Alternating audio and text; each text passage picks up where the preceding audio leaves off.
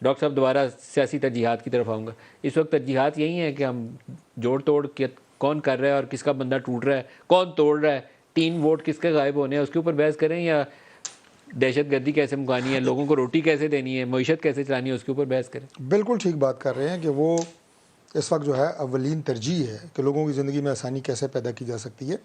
اسے بات کرنے سے پہلے میں آپ نے جو ہے پروگرام میں کمنٹ دیا, میں اسے کیا عرض کروں کہ اسے نگیٹ کروں گا یا اس کی نفی کروں گا. آپ نے یہ فرمایا کہ شہباز شریف کو سزا ہونی چاہیے. دیکھیں ملک صاحب, عدالتیں سزا کسی کی خواہش پہ تو نہیں دیتی, ثبوت کی بنیاد پہ دیتی ہیں.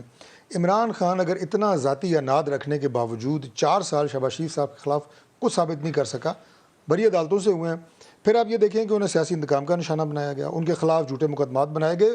ان کے خاندان کے وہ افراد جو کبھی کسی پولیٹیکل پوزیشن میں نہیں رہے, پبلک آفس ہولڈر نہیں رہے, ان کے خلاف بھی مقدمات بنائے گئے. تو یہ ڈاکٹر صاحب آپ کی سیاسی سیاسی انتقام ہے. جماعت سے ہیں, آپ اس کو نفی کریں, ڈینائل جاری کریں, لیکن میری اس کے متعلق بڑی ایک کنسیڈرڈ اوپینین ہے کہ جو ٹی ٹی اور حوالہ کا کیس تھا شہباز شریف اور سلیمان کے اوپر, وہ جائز کیس تھا. اس طرح جو فیک اکاؤنٹس کا کیس زرداری صاحب کے اوپر ہے وہ صحیح کیس ہے. میرا آرگومنٹ یہ ہے کہ اگر چیئرمین, لیکن زرداری صاحب کو N R O Imran Khan نے کیا تھا, یہ بھی بات ریکارڈ کا حصہ ہے. ان کو جس طرح بلیک میل کر کے ان سے کام لیا گیا عمران خان کی حکومت میں, وہ چیئرمین نیب نے سارے غلط کام کیے. صاحب کے خلاف کیا ثابت کر سکے؟ وہ جو صاف پانی کا کیس تھا, وہ 7 کمپنیوں کا, وہ جو پنجاب کے اندر کیس ہے, وہ جعلی کیس ہے. کو جعلی کیس ہے, یہی میں آپ سے نہیں, یہ والا کیس جعلی نہیں ہے. بلایا کسی اور کیس میں, گرفتار کسی اور کیس میں, 26 ارب والا کیس صحیح کیس ہے. نہیں صحیح کیس ہوتا ہے ملک صاحب, وہ ثابت ہوتا ہے. اجاز الحق صاحب, جب آپ ہاچ پاچ کرتے ہیں نا, پولیٹیکل وکٹمائزیشن کرتے ہیں, تو اس میں سچ اور جھوٹ کی تمیز ختم ہو جاتی ہے. عمران خان نے یہی کیا, اس نے ظلم کیا اس احتساب کے نظام کے ساتھ. نعرہ تو احتساب کا ہی لگاتے رہے, لیکن ظلم کر گئے اس کے ساتھ.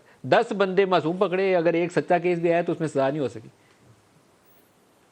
دیکھیں, یہ 2 چیزیں میں ہمیشہ سے کہتا آ رہا ہوں, ایک الیکشن کمیشن کے بارے میں اور ایک اکاؤنٹیبلٹی کے بارے میں, کہ یہ should be above the parliament basically.